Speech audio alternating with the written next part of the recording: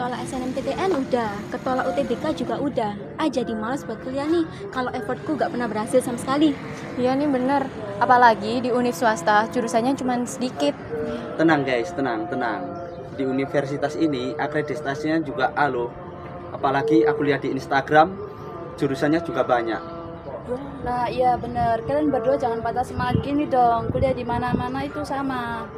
Iya nih bener, apakah yang diomongin sama Firda sama Yose, kalau kita nggak boleh pantang menyerah Made. Iya sih. Kira-kira jurusan yang banyak pekerjaannya tuh jurusan apa ya? Kalau menurutku sih jurusan ekonomi pembangunan. Kalau kalian gimana? Hah? Ekonomi. Apa pembangunan? Bukan gitu guys. Ekonomi pembangunan itu coba kita tanyakan aja ke kakak kita yang kuliah. Oke deh, oke.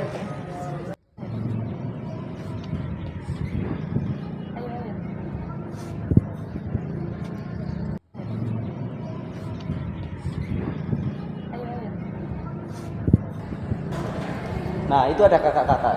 Ayo coba kita tanya. Boleh?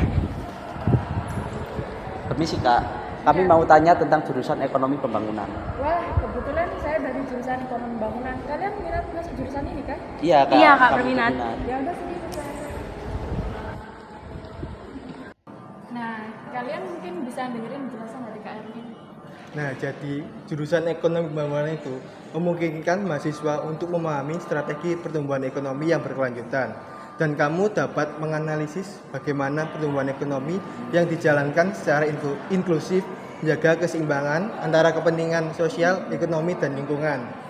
Lalu kita belajar untuk menyelidiki dan memahami akar penyebab ketimpangan ekonomi di tingkat lokal, nasional, dan global. Setelah kami mencari solusi penyebab kesenjangan pendapatan dan kesenjangan akses terhadap sumber daya.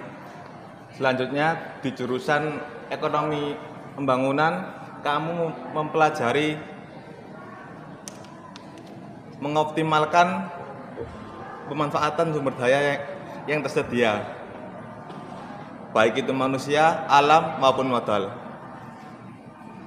Kami mencari cara untuk meningkatkan efisiensi dan efektivitas penggunaan sumber daya untuk mencapai pertumbuhan ekonomi yang berkembang. Tak hanya itu, kami juga belajar untuk merancang kebijakan publik yang efektif untuk mendukung pertumbuhan ekonomi yang inklusif. Kami belajar untuk memahami kebijakan fiskal, moneter, dan sosial dalam membentuk kondisi yang mendukung pertumbuhan ekonomi yang berkelanjutan.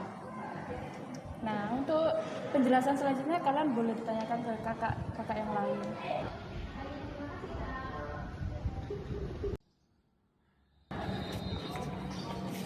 Wah, ternyata jurusan ekonomi pembangunan nggak kayak yang aku pikirkan ya.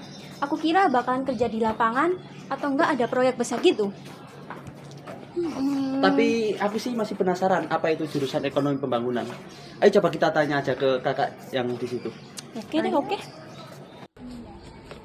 Permisi kak, kami mau tanya, apakah kakak dari jurusan ekonomi pembangunan? Iya, kami berdua ini dari jurusan ekonomi pembangunan. Kalau boleh tahu jurusan ekonomi pembangunan itu gimana ya Kak? Jadi jurusan ekonomi pembangunan itu berbicara tentang negara yang berkembang, misalnya seperti Indonesia. Nah, jurusan ekonomi pembangunan itu turunan dari ilmu ekonomi itu sendiri. Karena ada tiga kan, ada manajemen, ada akuntansi, dan ada ekonomi pembangunan. Jadi ekonomi pembangunan itu berbicara terkait inflasi, kebijakan, dan pengangguran, dan SDM, sumber daya manusia itu sendiri. Nah, tiga dan saya sudah sebutkan tadi itu mencakup dalam ekonomi pembangunan. Jadi seperti itu. Nah, lebih dari sekedar akademisi, mahasiswa ekonomi pembangunan dilatih untuk menjadi agen perubahan dalam suatu masyarakat. Kami dituntut untuk menggunakan keterampilan dan pengetahuan kami untuk bermanfaat dalam suatu negara. Makasih ya Kak atas informasinya. Sama-sama. Semoga berminat. Oke. Setelah mendengarkan kakak-kakak tadi, aku jadi minat banget deh sama jurusan ekonomi pembangunan. Ayo masuk jurusan ekonomi pembangunan. Ayo, gas. Gas! Yuk segera gabung menjadi bagian dari mahasiswa Merah Putih bersama Untak Surabaya.